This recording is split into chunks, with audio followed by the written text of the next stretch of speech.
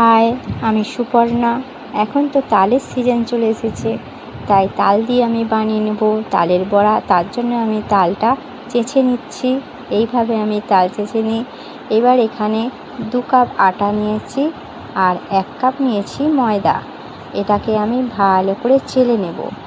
আমি কিন্তু শুধু আটা ময়দা দিয়ে এই রেসিপিটা করব। সুজি আর চালের গুঁড়ি আমি এখানে দেব না। এখানে আমি আটাটা অন্য পাত্রে ঢেলে নিয়েছি চালার পর। এখানে দিয়ে দিচ্ছি মৌরি আর দিয়ে একটু খাবার সোডা, দিয়ে দেব চিনি, তোমরা পারলে গুড় অ্যাড করতে পারো, আর পরিমাণ মতো দেব লবণ। এইবার আমি এটা ভালো করে মিক্সড করে নেব। আর আমি কিন্তু এখানে কোনো রকম জল ব্যবহার করব না। একটু মিষ্টি মিষ্টি হলে ভালো হবে, তাই চিনিটা একটু বেশি দিয়েছি। এই যে তালের শাঁসটা আমি এবার দিয়ে দিলাম। তালের শাঁসটা দিয়েই আমি পুরোটা মেখে নেব। হাত দিয়ে ভালো করে এটা মেখে নেব। এই যে মাখাটা রেডি হয়ে গেছে। ওদিকে আমি একটা কড়াই বসিয়ে দিয়েছি ননস্টিকের। বেশ খানিকটা সর্ষের তেল নিয়ে নিলাম। এটা আমি সর্ষের তেলেতেই ভাজবো। এর স্বাদটা বেশ ভালো হয় সর্ষের তেল দিয়ে। এখানে আমি একটা তালের বড়া ছেড়ে দিয়েছি।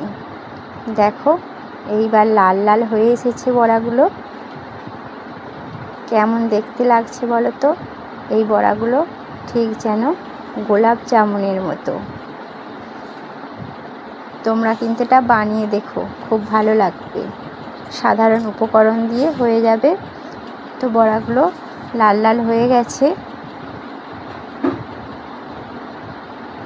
কত সুন্দর ভাজা হয়ে গেছে।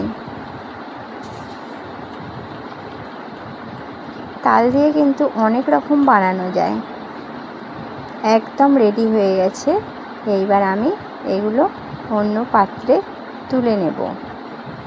এটা খেতে কিন্তু খুব নরম হবে আর খাস্তাও হবে। বড়াগুলো পুরো রেডি হয়ে গেছে। আমি সব কটা বড়া এইভাবে তুলে নেব। তালের বড়াটা এমনই জিনিস, সকলে এটা ভালোবাসে।